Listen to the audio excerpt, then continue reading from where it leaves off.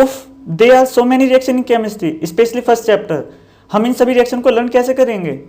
But बच्चों don't worry, इस video में हम केमिकल रिएक्शन को एक इंटरेस्टिंग वे में विजुलाइज करेंगे जिससे आप आसानी से लर्न कर सकेंगे। जैसा आपको पता है फर्स्ट चैप्टर में बहुत सारे केमिकल रिएक्शन हैं, इसलिए इन्हें 5 इंपॉर्टेंट टाइप्स में डिवाइड किया गया है, जिसके हेल्प से हम सभी रिएक्शन को इजीली मेमोराइज कर सकेंगे।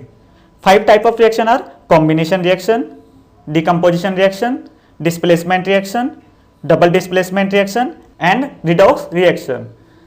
Exothermic and endothermic are the other 2 type of chemical reaction which classify on the basis of temperature, जिन्हें टेम्परेचर और हीट के बेसिस पर क्लासीफाई किया है, उसे हम कॉम्बिनेशन रिएक्शन और डिकम्पोजिशन रिएक्शन के साथ डिस्कस करेंगे। एक्सोथर्मिक रिएक्शन को कॉम्बिनेशन रिएक्शन के साथ और एंडोथर्मिक रिएक्शन को डिकम्पोजिशन रिएक्शन के साथ डिस्कस करेंगे। This is the part 3rd of chapter 1 chemical reaction and equation. Let first start with the combination reaction. Combination reaction के साथ स्टार्ट करते हैं। In combination reaction 2 or more substance combine to form a single substance. इसे हम एक general equation से visualise करते हैं। हमारे पास 2 सब्सटेंस है, substance A and substance B. जब दोनों आपस में कंबाइन करेंगे तो हम एक सिंगल सब्सटेंस देंगे ए बी। इसी रिएक्शन को कॉम्बिनेशन रिएक्शन कहते हैं। इसमें हमारे पास 2 रिएक्टेंट हैं ए एंड बी और हमें फाइनल में प्रोडक्ट क्या मिला है? एक प्रोडक्ट मिला है ए बी। इसे हम कुछ और एग्जांपल से अंडरस्टैंड करते हैं या समझते हैं। First, burning of call. Call का बर्न होना। बर्न करने के लिए हमारी स्पेशली कौन सी गैस रिस्पॉन्सिबल होती है? जैसे हम पहले ही पढ़ चुके हैं, ऑक्सीजन। तो जब कार्बन को ऑक्सीजन के साथ बर्न किया जाएगा, दोनों आपस में कंबाइन करेंगे तो हमें फाइनल प्रोडक्ट कार्बन डाइऑक्साइड देंगे। तो ये भी हमारी क्या रिएक्शन है? कॉम्बिनेशन रिएक्शन है, क्योंकि यहाँ पर 2 रिएक्टेंट आपस में कंबाइन होकर एक सिंगल प्रोडक्ट दे रहे हैं। इस कॉम्बिनेशन रिएक्शन के एग्जांपल और डिस्कस करते हैं। नेक्स्ट एग्जांपल है हमारा formation of magnesium oxide. Suppose करते हैं जो हमारा ब्लैक स्फेयर ब्लॉक है वो मैग्नीशियम का है और जो हमारा रेड स्फेयर ब्लॉक है वो हमारा ऑक्सीजन का है। जब दोनों आपस में कंबाइन करेंगे तो हम एक सिंगल प्रोडक्ट मैग्नीशियम ऑक्साइड देंगे। तो ये भी हमारा कॉम्बिनेशन रिएक्शन का एग्जांपल है। 3rd example, formation of water. तो जो हमारा ब्लैक ब्लॉक है वो हमारा हाइड्रोजन का है और जो हमारा रेड ब्लॉक है वो हमारा ऑक्सीजन का है। जब दोनों आपस में कंबाइन करेंगे तो हम एक सिंगल प्रोडक्ट देंगे H2O। तो हमारे यहाँ पर H2 और O2 दोनों रिएक्टेंट हैं। जब दोनों ने आपस में कंबाइन करा तो एक सिंगल प्रोडक्ट H2O दिया।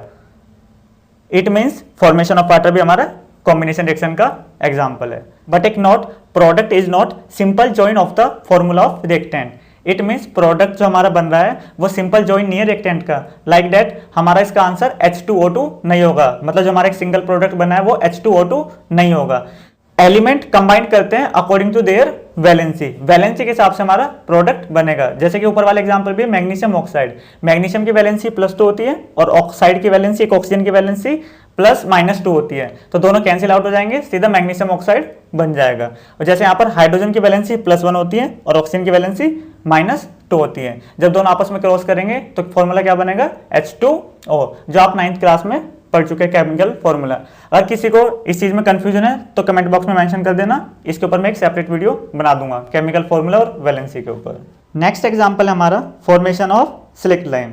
जब कैल्शियम ऑक्साइड, जिसे क्विक-लाइम भी बोलते हैं, वो वाटर के साथ कंबाइन करके कैल्शियम हाइड्रोक्साइड एक सिंगल प्रोडक्ट देता है, जिसे स्लेक्ट-लाइम भी बोलते हैं। और उसी के साथ हीट या एनर्जी रिलीज होती है। जैसे इस एक्टिविटी में शो हो रहा है, जब कैल्शियम ऑक्साइड को वाटर में डाला जा रहा है तो कैल्शियम हाइड्रोक्साइड एक सिंगल प्रोडक्ट बनता है और पूरा बीकर हॉट हो जाता है क्योंकि हीट रिलीज हो रही है। और जिस भी रिएक्शन में हीट रिलीज होती है उस रिएक्शन को हम एक्सोथर्मिक रिएक्शन बोलते हैं। जितने भी अभी हमने कॉम्बिनेशन रिएक्शन में एग्जांपल पढ़े हैं, फॉर्मेशन ऑफ मैग्नीशियम ऑक्साइड या formation of water, burning of coal and the last example is formation of slaked lime, इन सभी रिएक्शन में एनर्जी रिलीज होती है। तो यहाँ से हम नेक्स्ट रिएक्शन अपनी एक्सोथर्मिक रिएक्शन स्टार्ट करते हैं। एक्सोथर्मिक रिएक्शन 2 वर्ड से मिलकर बना है, एक्सो और थर्मिक। एक्सो का मतलब होता है किसी चीज का निकलना और थर्मिक मतलब होता है हीट। तो एक्सोथर्मिक मतलब है कि किसी भी रिएक्शन में जब तुम्हारा प्रोडक्ट बन रहा है उसके साथ साथ एनर्जी भी या हीट भी रिलीज हो रही हो। तो एक्सोथर्मिक की डेफिनेशन है the reaction in which heat is released along with the formation of product. किसी भी केमिकल रिएक्शन में प्रोडक्ट बनने के साथ साथ अगर हीट भी रिलीज हो रही है तो वो हमारी रिएक्शन एक्सोथर्मिक रिएक्शन होती है। और इसे भी कुछ एग्जाम्पल के साथ रिएक्शन के साथ देखते हैं। जैसा कि ऊपर एग्जाम्पल रिएक्शन 4 में दिखाया गया है, कैल्शियम ऑक्साइड जब वाटर के साथ कंबाइन करता है या रिएक्ट करता है तो कैल्शियम हाइड्रोक्साइड या जिसे सिलेक्ट लाइम भी बोलते हैं प्रोडक्ट बनता है और उसके साथ साथ हीट भी रिलीज होती है। इसका मतलब ये हमारा एक्सोथर्मिक रिएक्शन का एक एग्जाम्पल है। तो इसके हम कुछ और एग्जाम्पल डिस्कस करते हैं एक्सोथर्मिक रिएक्शन के। नेक्स्ट एग्जाम्पल है रेस्पिरेशन। रेस्पिरेशन हमारा एनसीईआरटी में मेंशन एग्जाम्पल है। फर्स्ट हमें ये पता होना चाहिए कि रेस्पिरेशन होता क्या है। मोस्ट ऑफ स्टूडेंट को ऐसा लगता है कि हमने सांस लिया मतलब हमने ऑक्सीजन को इनहेल किया और कार्बन डाइऑक्साइड को एक्सहेल किया, ये हमारा क्या है रेस्पिरेशन है, मगर ये नहीं है। ब्रीथिंग या सांस लेना रेस्पिरेशन का एक पार्ट है। रेस्पिरेशन का मतलब होता है कि हमने कुछ खाना खाया, हमने फूड लिया, वो हमारा थोड़ी देर बाद डाइजेस्ट होके कार्बोहाइड्रेट में क्या हो जाएगा कन्वर्ट हो जाएगा और ग्लूकोज कार्बोहाइड्रेट का क्या एक पार्ट है। तो ग्लूकोज लिया और जैसा भी हमने कहा था ब्रीथिंग और सांस लेना हमारा क्या है रेस्पिरेशन का पार्ट है। तो जैसे हमारा ग्लूकोज बन जाएगा तो हम ब्रीथिंग के द्वारा ऑक्सीजन को क्या करेंगे इनहेल करेंगे, तो ग्लूकोज ऑक्सीजन के साथ रिएक्ट करके क्या देगा कार्बन डाइऑक्साइड और H2O प्रोडक्ट देगा और उसके साथ साथ हीट क्या होगी रिलीज होगी। और हमने अभी पढ़ा था जिस भी केमिकल रिएक्शन में हीट रिलीज होगी वो हमारी रिएक्शन एक्सोथर्मिक रिएक्शन होगी। सेकेंड एग्जाम्पल हमारा बर्निंग ऑफ नेचुरल गैस। जब भी हम कभी नेचुरल गैस जैसे कि CH4 हमारी क्या है नेचुरल गैस है जिसे हम चैप्टर 4 में भी पढ़ेंगे। नेचुरल गैस को जब बर्न किया जाता है, अभी हमने बहुत सारी रिएक्शन में पढ़ चुके हैं, बर्न करने के लिए स्पेशली कौन सी गैस रिस्पॉन्सिबल होती है ऑक्सीजन।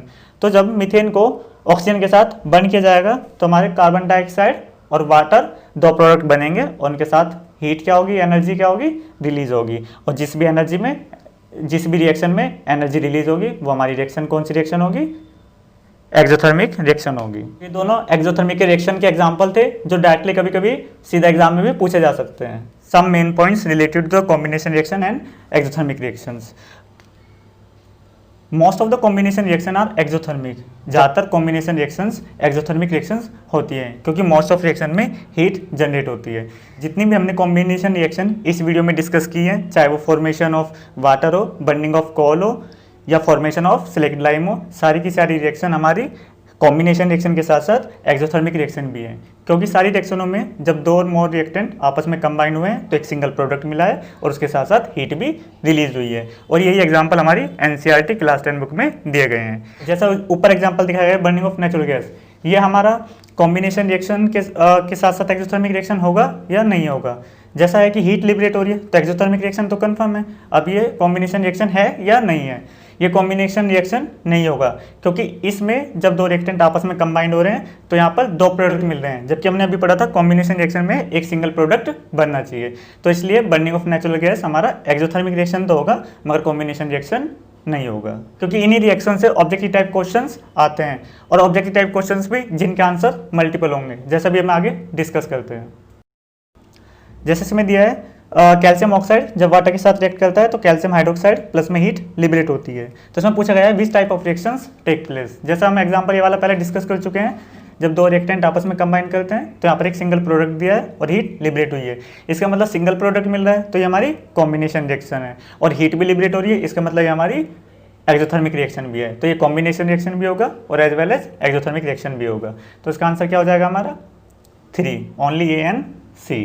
तो कॉम्बिनेशन रिएक्शन के साथ साथ एक्सोथर्मिक रिएक्शन का मेन मोटिव कराने का यही था कि दोनों में कोरिलेशन करके आप ऑब्जेक्टिव टाइप क्वेश्चंस का आंसर दे सको। क्योंकि most of objective type questions जो अब भी जितने भी एग्जाम में बोर्ड एग्जाम में पूछे जा रहे हैं ज़्यादा उनके आंसर मल्टीपल होंगे, एक से ज़्यादा होंगे। तो जब भी अगर आपको उनका बीच में दोनों के बीच में कोरिलेशन पता होगा तो जब भी आप उनके क्वेश्चन को कर सकते हैं। नेक्स्ट इसी से रिलेटेड कुछ एक questions, why respiration is considered an exothermic process. जैसा भी हमने डिस्कस किया था, जो भी हम फूड खाते हैं जब वो डाइजेशन होने के बाद उसका किस में कन्वर्ट होता है, कार्बोहाइड्रेट में कन्वर्ट हो जाता है और ग्लूकोज कार्बोहाइड्रेट का एक पार्ट होता है। और जैसे हम ऑक्सीजन को इनहेल करेंगे तो ग्लूकोज ऑक्सीजन के साथ रिएक्ट करके कार्बन डाइऑक्साइड, वाटर और हीट क्या करेगा, लिबरेट करेगा। और जो भी रिएक्शन हीट लिबरेट करेगी वो हमारी रिएक्शन क्या होगी, एक्सोथर्मिक रिएक्शन होगी।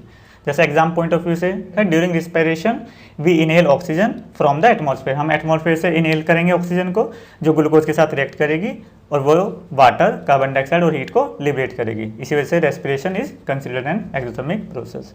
तो गाइस जितनी भी हमने आज रिएक्शन करी है, होप सो सारी की सारी आपको अच्छी तरह लर्न हो गई होंगी, मेमोराइज हो गई होंगी।